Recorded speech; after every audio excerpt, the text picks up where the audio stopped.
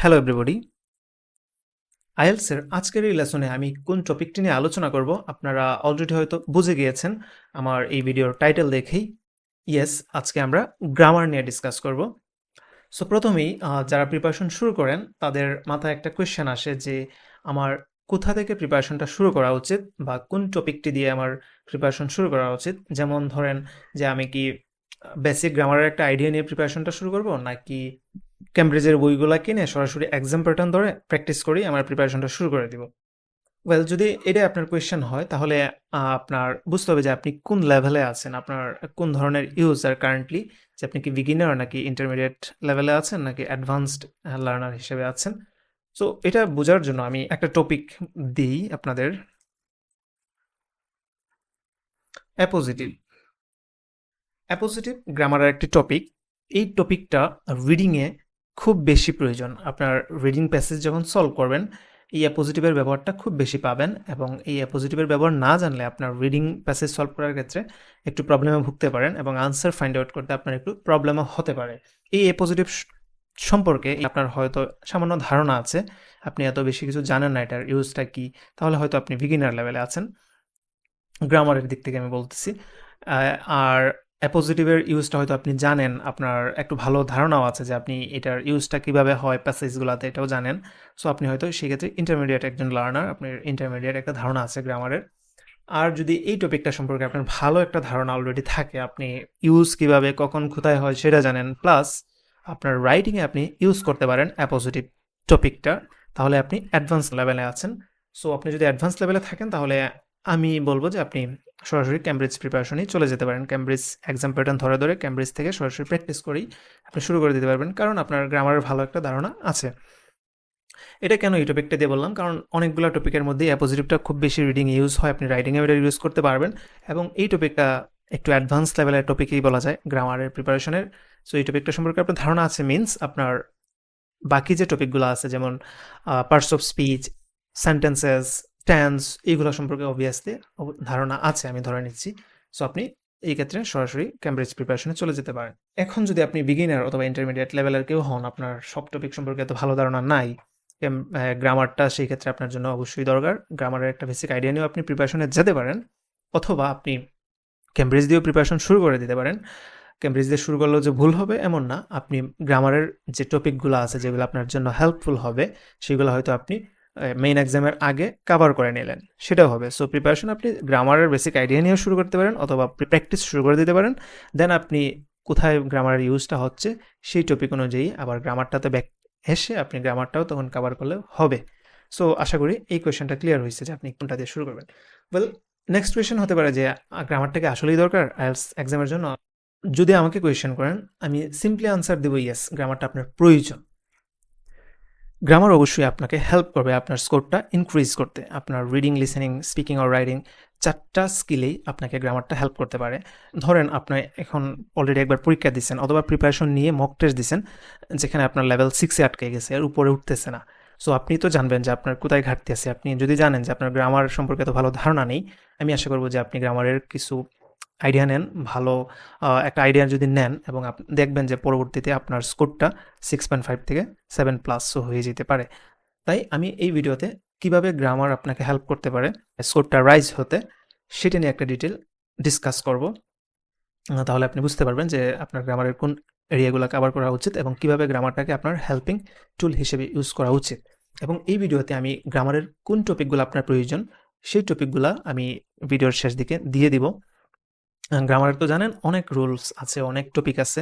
So সব topic এবং rules তো আপনার কভার করা পসিবল না। আপনার যেটুকু আইএলটিএস প্রিপারেশনের জন্য দরকার সেইটুকু টপিক হলে কিন্তু আপনার হচ্ছে। সো আমার এই ভিডিওতে আমি আপনাদের দিয়ে দিব কোন টপিকগুলো কভার করলেই আপনার গ্রামারটাকে একটা হেল্পিং টুল হিসেবে আইএলটিএসে কাজে লাগাতে পারেন, এবং চেষ্টা করব পরবর্তীতে এই টপিকগুলো নিয়ে একটা একটা করে আলাদা ভিডিও তৈরি করতে, যেন আপনারা সহজে কম সময়ে গ্রামারের যে টপিকগুলো আছে সেগুলো আমার ভিডিও থেকে কভার করে ফেলতে পারেন, এবং পরবর্তীতে আপনি ক্যামব্রিজের মূল এক্সাম সিস্টেম ধরে ক্যামব্রিজ থেকে প্রিপারেশনে চলে গেলেন।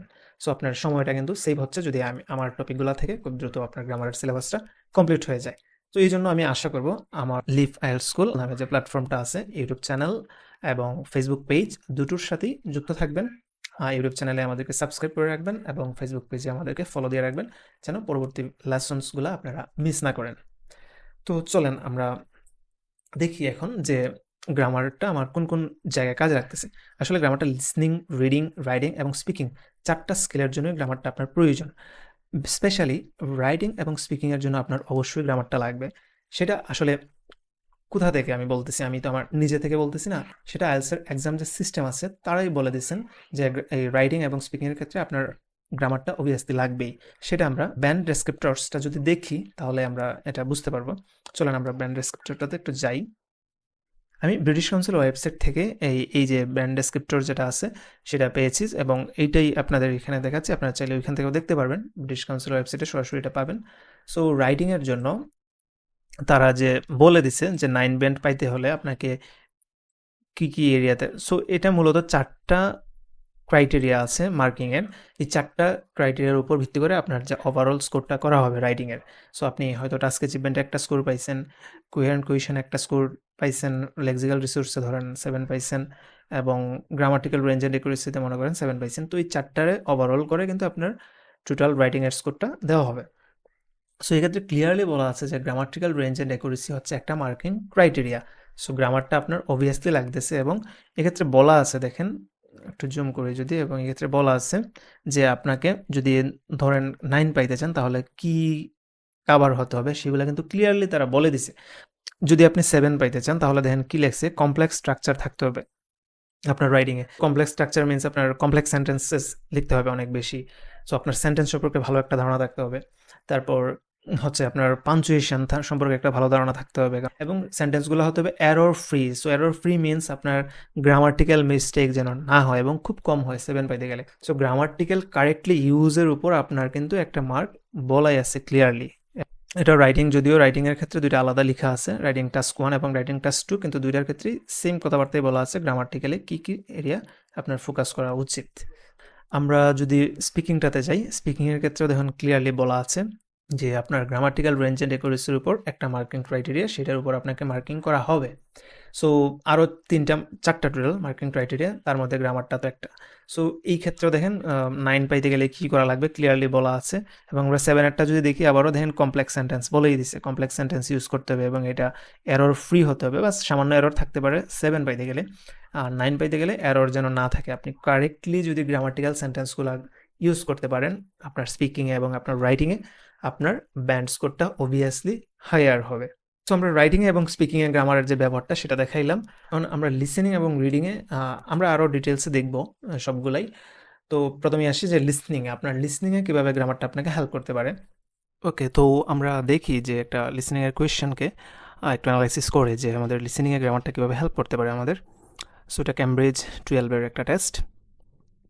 এখানে দেখেন কিছু ইনস্ট্রাকশন দেওয়া থাকে যে আপনার কত ওয়ার্ডের মধ্যে সেগুলা লিখতে হবে, 1 ওয়ার্ড বলা আছে এবং অ্যান্ড্রয়েড নাম্বার।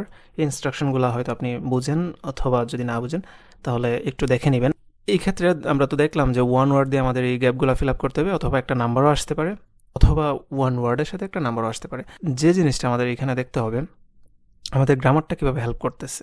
সহজভাবে যদি আমরা সিম্পল জায়গাটা দেখি, দেখেন এখানে একটা আর্টিকেল দেওয়া আছে এ, এবং পরের এই 5 নম্বরের একটা আর্টিকেলের ব্যবহার আছে এ, আর কোথাও আর্টিকেল আছে গ্যাপের আগে, এইখানে আছে 8 নম্বর কোয়েশ্চেনে আছে।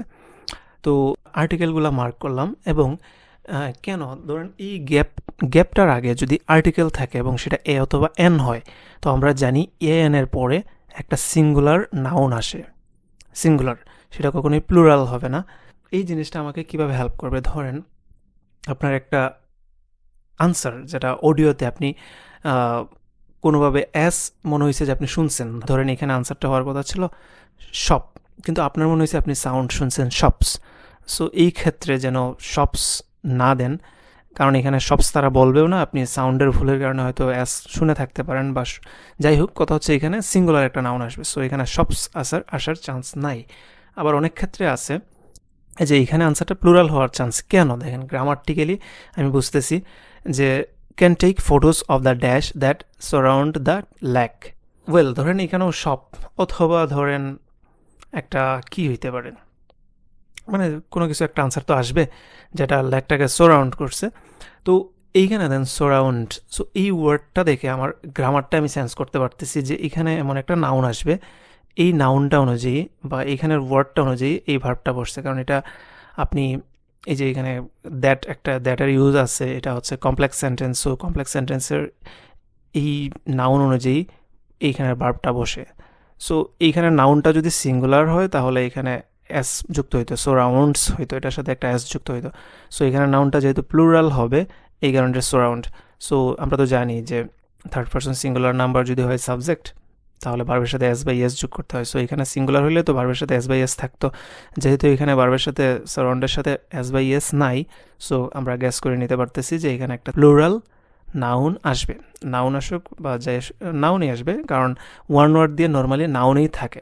তবে একটা জিনিস হচ্ছে যে ওই যে দা আছে, দা বা দি যাই উচ্চারণ করেন, তো এটার পরে যদি একটা ওয়ার্ড থাকে, এই আর্টিকেলগুলো আছে, আর্টিকেল তো আরও আছে, এই আর্টিকেলগুলোর পরে যদি ওয়ান ওয়ার্ড থাকে সেটা নাউন হয়।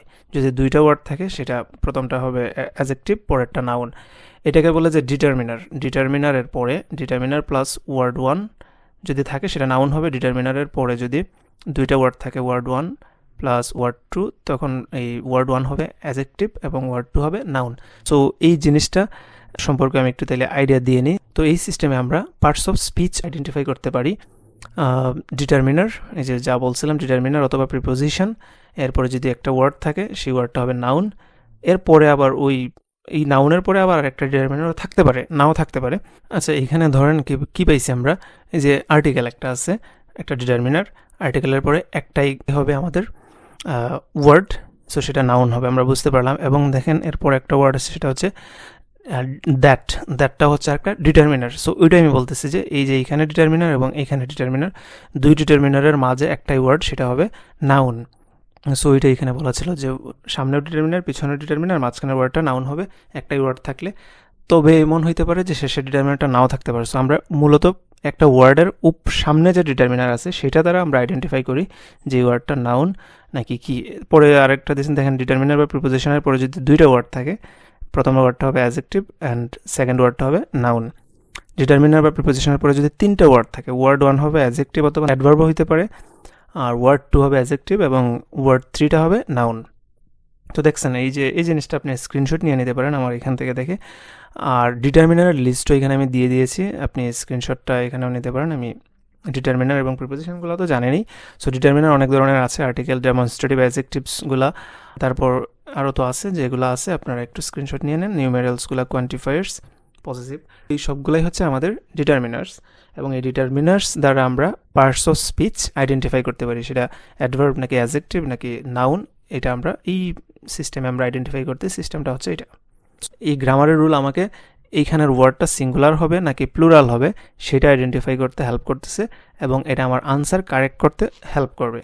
সিঙ্গুলার যদি আমি আগেই বুঝে নিই ওয়ার্ডটা সিঙ্গুলার হবে, তাহলে আমার সাউন্ড শোনার সময় আমাদের কনসার্ন থাকবে আমরা এখানে প্লুরাল সাউন্ডটা শুনবো না। আবার যদি আমরা আগেই বুঝতে পারি যে এখানে একটা প্লুরাল নাউন আসবে, সো সেই ক্ষেত্রে আমরা খুবই কনসার্ন থাকবো যে আমাদের আনসারটা বলার সময় সে প্লুরাল বলতেছে কিনা, এসের সাউন্ডটা হচ্ছে কিনা। কারণ একটা এস না দেওয়ার জন্য আপনার একটা মার্ক চলে যেতে পারে। ঠিক আছে, ধরেন আমি একটু আগে যে এক্সাম্পলটা দিচ্ছি শপ, তো শপ শুনলাম আমরা, এসটা ভালো করে শুনি নাই, কারণ অনেক সময় তো আমরা এই অডিও শোনার সময় এতটা কনসেন্ট্রেশন সবসময় থাকে না। আমি হয়তো এসের সাউন্ডটা শুনছি না, সব শুনছি, দেন সব ঠিকই ধরতে পারছি, জাস্ট একটা এস ভালো করে না ধরার কারণে আমার পুরা পরিশ্রমটাই বৃথা চলে যাচ্ছে। যদি ম্যান্ডেটরি হয় এসটা, সেক্ষেত্রে আমার কিন্তু এই মার্কটা পাচ্ছি না। তো এই জন্যই বললাম সিঙ্গুলার প্লুরাল ব্যাপারটা তো গ্রামার থেকে আসছে, সো গ্রামারের ব্যাপারটা আপনাকে এখানে হেল্প করতে পারে, আপনার একটা মার্ক সেভ করে ফেলতে পারে। আরও অনেক গ্রামারের ব্যবহার আছে, পার্টস অফ স্পিচের ব্যবহারটাও তো দেখাইলাম। এই ক্ষেত্রে দেখেন এখানে যে আনসারটা আসবে সেটা একটা সিঙ্গুলার নাউন হবে, ওয়ান ওয়ার্ড যেহেতু এটা নাউনেই হবে। এবং কেন এটা সিঙ্গুলার হবে, দেখেন এখানে ভার্বটা হচ্ছে singular, is. So dash is available at extra cost. So এখানেও একটা সিঙ্গুলার নাউন হবে, সিঙ্গুলার একটা ওয়ার্ড হবে, যেহেতু ইজ আছে। প্লুরাল হলে আর থাকতো, ওই ইজ দেখে বা আর দেখে আমরা চিহ্নিত করতে পারি কি হবে না হবে। তারপর এখানে তো আবারও দেখেন আর্টিকেল এ আছে, সো এর পরে তো সিঙ্গুলার আবারও, এবং এখানেও ইজ আছে। সো দুইটাই আমাকে হেল্প করতেছে যে এখানের ওয়ার্ডটা সিঙ্গুলার একটা ওয়ার্ড হবে। এখানে দেখেন সাম আছে, সো সামের পরে some people, some students. So বুঝতেছেন যে সামের পরে একটা প্লুরাল নাউন এখানে আসবে, ওয়ান ওয়ার্ড যেহেতু নাউন আসবে এবং এটা প্লুরাল নাউন আসবে। সবসময় যে আসলে নাউন আসবে এরকম না, পজিশন অনুযায়ী যদি ভার্ব পজিশনে থাকে ভার্ব আসবে। তো আমি যা বললাম সামের পরে এখানে প্লুরাল আসবে। সো তখন আমরা প্লুরাল শুনবো এমন একটা সিগন্যাল আমার ব্রেনকে দিয়ে রাখতেছি, তাহলে আমার এসগুলা মিস হওয়ার চান্স কম, ফলে আমার এসের জন্য যেন একটা মার্ক চলে না যায় সেটা আমি এনশিওর করতে পারবো। তবে এখানে একটা কথা আছে, নাউনের মধ্যে আবার দুই ধরনের নাউন হয়, কাউন্টেবল নাউন, আনকাউন্টেবল নাউন। তো কাউন্টেবল নাউন কোনগুলা জানেন? চেয়ার, বুক, এইগুলা কাউন্টেবল নাউন, মানে যে নাউনগুলো আমরা কাউন্ট করতে পারি। আর আনকাউন্টেবল নাউন কোনগুলা? যে নাউনগুলো আমরা কাউন্ট করতে পারি না, আমরা পরিমাপ করে ওইগুলার হিসাব করি, যেমন রাইস, ওয়াটার।